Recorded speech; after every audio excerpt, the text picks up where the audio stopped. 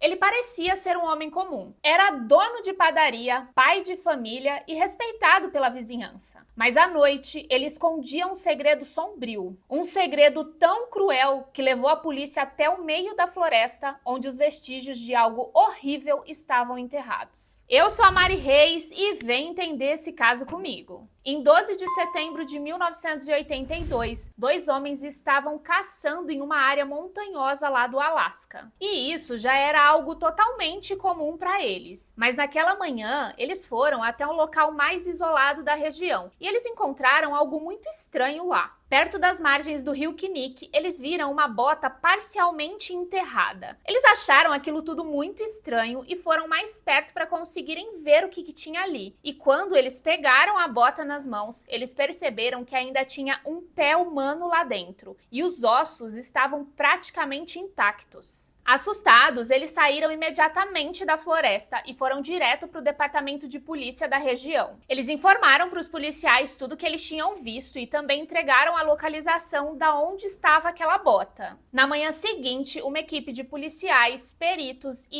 investigadores chegaram até o local e eles de fato encontraram aquela bota, mas bem próximo dali, eles encontraram um corpo parcialmente enterrado. O corpo da vítima foi encontrado com 3 perfurações, mas a polícia só encontrou um único projétil de rifle calibre .233. E o mais estranho é que mesmo tendo essas 3 perfurações, a roupa dela estava intacta, como se aquela roupa não estivesse lá no momento que ela foi atingida e depois ela foi colocada. Através das análises da arcada dentária, eles conseguiram identificar que aquele corpo pertencia a uma jovem chamada Sherry Morrow. Era uma jovem de 24 anos que já estava desaparecida há 10 meses. A Sherry trabalhava como dançarina em um clube noturno e no dia do seu desaparecimento ela tinha avisado alguns amigos que um fotógrafo profissional ofereceu $300 para conseguir tirar algumas fotos dela. Apesar dessa pista, a polícia não tinha muito para onde seguir. Eles não sabiam o nome desse tal fotógrafo e nem se ela de fato teria ido ou não. O caso acabou esfriando, até que no dia 12 de junho de 1983 tudo mudaria. Um caminhoneiro que dirigia pela 6ª Avenida encontrou uma jovem acenando freneticamente para o caminhão. Ele percebeu que ela estava com muito medo, ela estava sem as roupas da parte de baixo e também sem os sapatos. Foi então que ele decidiu parar. Ela correu para dentro do caminhão, se escondeu atrás do banco e implorava para que ele saísse dali o mais rápido possível porque ela estava sendo perseguida. Ele tentou olhar para ver se tinha alguém ali próximo, mas ele não viu ninguém. Ele saiu com o caminhão e durante o percurso ele tentou conversar com ela, porque ele percebeu que ela estava usando algemas. Mas ela estava tão nervosa que ela não conseguia explicar muito bem o que tinha acontecido e ela pede somente para ele levar ela até o hotel que ela estava hospedada. Assim que ele parou na porta do hotel, a jovem correu para o quarto dela, o que acabou chamando a atenção da recepcionista, porque era uma atitude totalmente incomum, uma mulher sem as roupas de baixo e também com uma algema na mão. Foi então que ela decidiu ligar para a polícia e eles foram até lá para verificar o que tinha acontecido. Os agentes começaram a conversar com ela. Foi quando ela disse que o seu nome era Cindy Paulson, que ela tinha 17 anos e apesar de ser menor de idade, ela trabalhava como acompanhante nas ruas da cidade. A Cindy contou que na noite anterior ela estava trabalhando, um homem a abordou e ele ofereceu $200 pelos seus serviços. Sem desconfiar de nada, ela achou que seria apenas mais um serviço comum. Ela entrou no carro e quando ele tentou ajudar ela a colocar o cinto de segurança, ele conseguiu colocar uma algema em seus braços e também a ameaçou.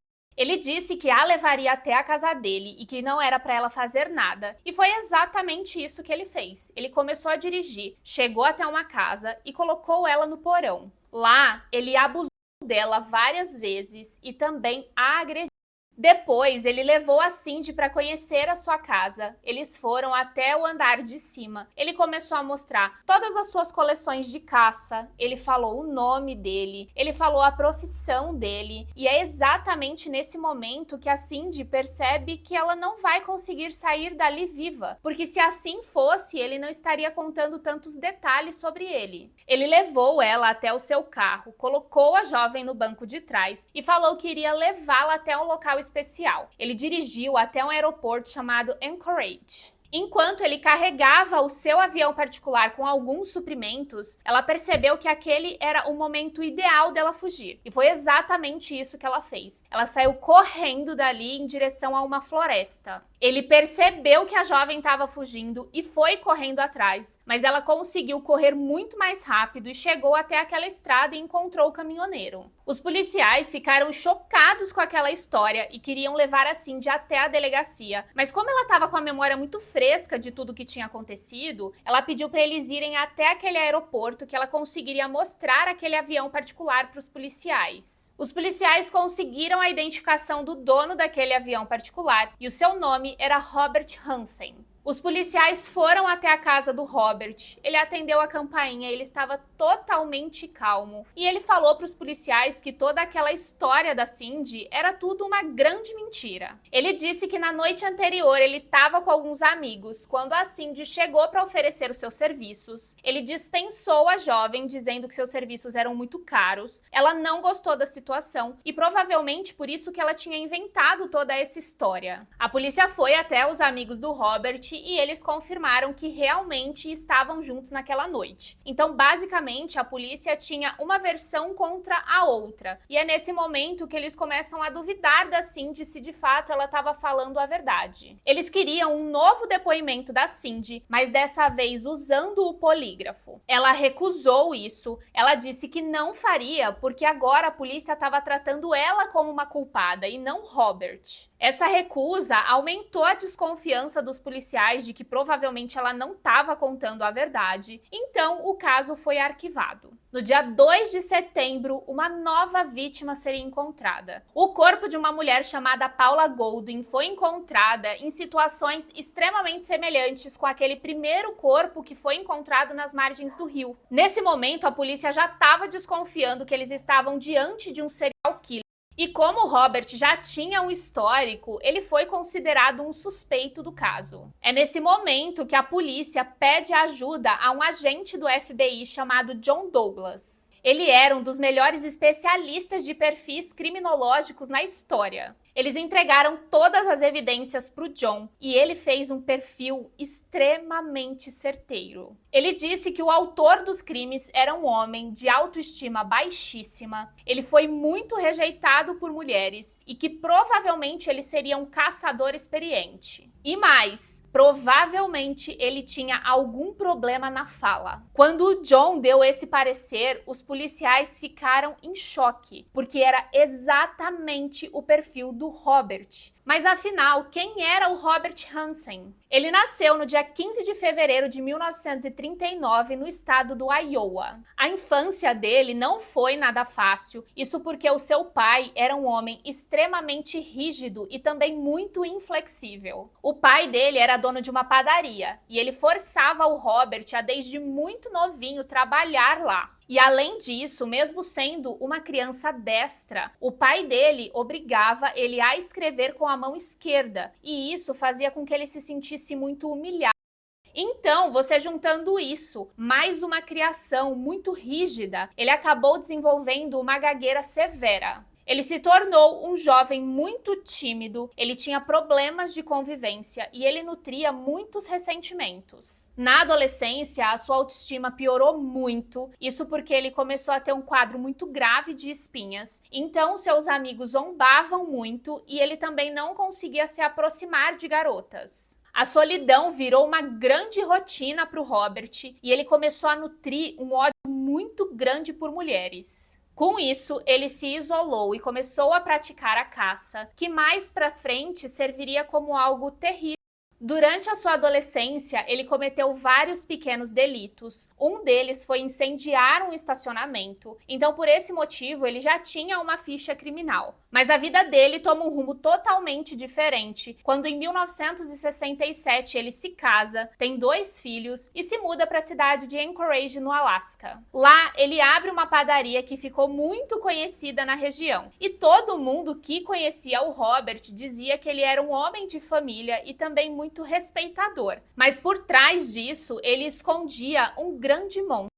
A polícia acredita que ele tenha começado seus crimes em 1973. Depois da Paula, mais 2 mulheres foram encontradas em situações semelhantes e todos os projéteis eram compatíveis com uma arma muito específica. E um dos policiais lembrava que tinha visto essa arma lá na casa do Robert. Então, como já se tinham grandes evidências, os policiais vão até a casa do Robert para pegar mais um depoimento e, de fato, lá eles encontram essa tal arma específica. Além disso, eles encontraram um mapa da região na casa do Robert e tinham 37 marcações de X, e era exatamente nos locais que as vítimas tinham sido encontradas. A polícia já tinha grandes evidências de que o Robert era o autor daquilo. Então, eles tentam um acordo para ele começar a contar e que se ele contasse tudo, ele ficaria em um presídio federal, o que para ele seria muito melhor. E é naquele momento que ele aceita esse acordo e começa a confessar os seus crimes. Ele disse que tinha feito 17 vítimas e levou os policiais até onde os corpos estavam. Apenas 4 desses corpos ele não levou.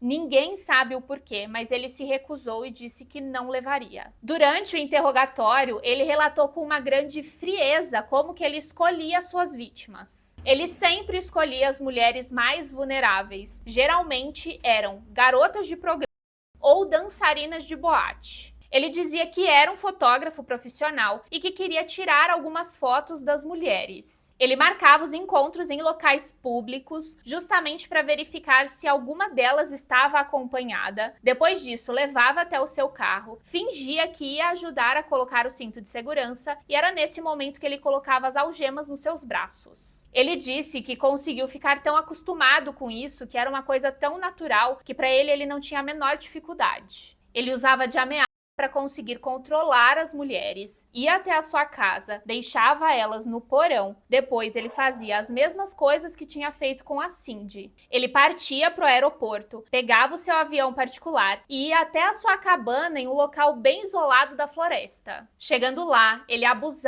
das vítimas e as deixava completamente nuas. Colocava uma venda em seu olho e soltava na floresta. Ele dizia que se elas conseguissem sair dali, ele as deixaria viver. E era então que ele começava a caçar as suas vítimas. Algumas delas conseguiram chegar até o final, só que no final tinha um rio e elas não conseguiam ultrapassar ele. Em 1984, o Robert foi condenado a 461 anos de prisão, mais prisão perpétua sem liberdade de condicional. Mas no dia 21 de agosto de 2014, aos 75 anos de idade, ele acabou morrendo por causas naturais enquanto cumpria sua pena. E até hoje ninguém sabe onde estão aquelas outras 4 vítimas que ele não quis mostrar o lugar. E é isso, gente. Esse é o vídeo de hoje e eu espero que vocês tenham gostado. E eu quero pedir um grande favor. Se você puder deixar aqui pra mim nos comentários quais são os casos que vocês gostam de ver. Se são só casos criminais ou se vocês também gostam de casos sobrenaturais e também mistério. Deixa aqui pra mim, eu quero saber, tá bom? Um grande beijo e até o próximo vídeo.